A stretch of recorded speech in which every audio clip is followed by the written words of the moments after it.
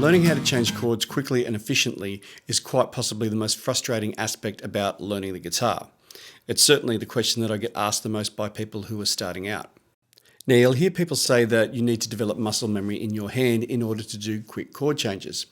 While this is true, it does take a bit of time to develop, but there is something that you can do to help speed up the process. This is a technique that I still use today when I'm learning a song with an unfamiliar chord shape in it. Now, I'm going to assume that you already know how to play a few chords. I'm going to use the chords G, C, and D. Now, if I'm playing G and I want to change to a C, what I do is I look at the fretboard and I visualize where my hand needs to go and what shape I need to contort my fingers into. If I can visualize this first, I can get my fingers into the right positions a lot quicker.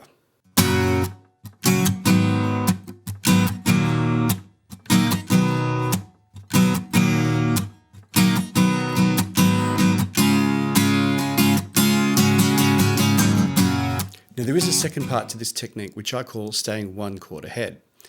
What does this mean? Well, quite simply, when I'm playing G, I'm not thinking about G because my fingers are already in the correct positions. What I'm thinking about is the next chord I have to play. So while I'm playing G, I'm actually thinking about C, and I'm thinking about where my hand needs to go and the shape that I need to get my fingers in to be able to play that chord. If you get to the end of your G and then you think about the next chord you're going to play, that's when you get your slow chord change. And by the time you get around to playing your C, the song's moved on and you're actually supposed to be playing D. And that's how you fall behind. So you always need to stay one chord ahead of where you're actually up to in the song.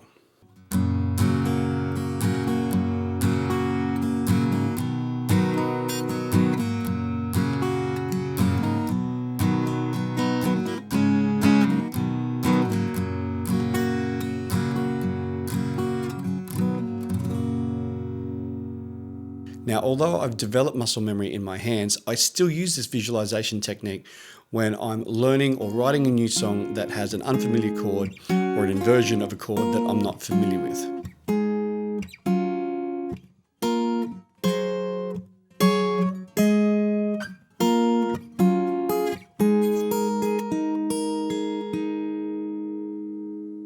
This technique has worked for me for years, and hopefully it works for you as well.